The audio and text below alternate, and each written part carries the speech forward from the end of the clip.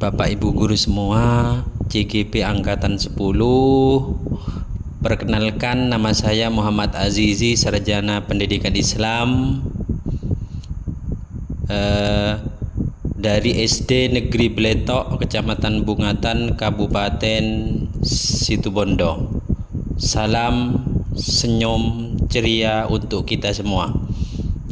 Perkenankan saya untuk menjelaskan koneksi antar materi, kesimpulan dan refleksi modul 1.1. Assalamualaikum warahmatullahi wabarakatuh.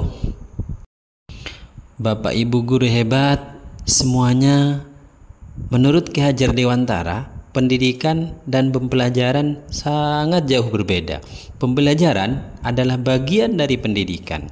Pembelajaran adalah proses pendidikan dalam memberi ilmu untuk kecakapan hidup anak secara lahir dan batin. Sedangkan pendidikan adalah menuntun atas segala kekuatan kodrat yang dimiliki anak agar ia mencapai keselamatan dan kebahagiaan yang setinggi-tingginya, baik sebagai manusia maupun sebagai anggota masyarakat. Ayo, apa yang Anda lakukan kepada anak atau murid di kelas sebelum Anda belajar modul 1.1? Tentu sangat jauh berbeda. Ayo, kalau boleh saya mengoreksi, sebelum mempelajari modul 1.1, pembelajaran yang saya lakukan adalah 1. Hanya transfer pembelajaran saja. 2. Ketuntasan materi benar-benar menjadi target utama. 3. Jika murid sudah mencapai KKM, kriteria ketuntasan minimal, pembelajaran sudah pasti dianggap berhasil. 4. Pembelajaran berpusat pada guru, teacher center. Itu yang saya lakukan sebelum mempelajari modul 1.1.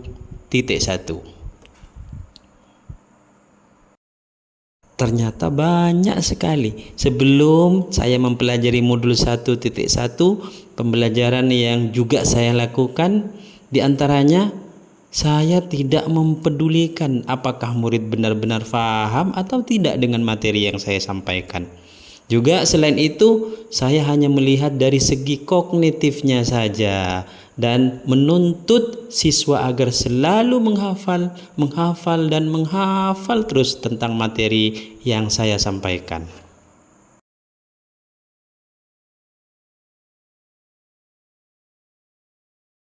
Ternyata setelah saya mempelajari modul 1.1 tentang pemikiran Ki Hajar Dewantara, saya menyadari bahwa apa yang saya pikirkan dan apa yang saya lakukan terhadap siswa, terhadap anak di kelas, ternyata semuanya tidak tepat dan tidak benar.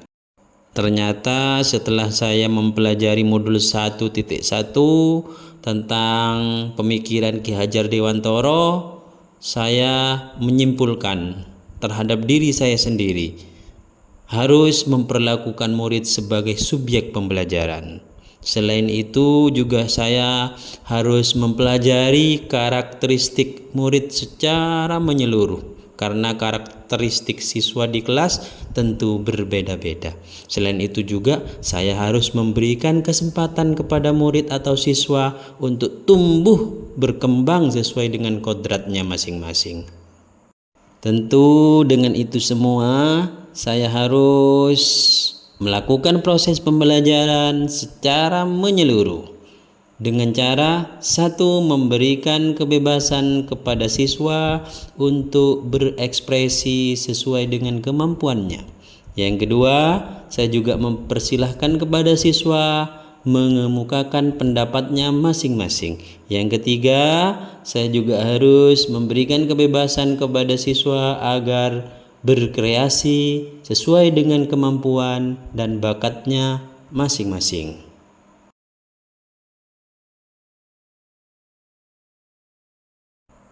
Yang saya dapat segera terapkan dalam pembelajaran di kelas yaitu memerdekakan anak dalam proses pembelajaran dengan cara merancang pembelajaran interaktif dan menyenangkan.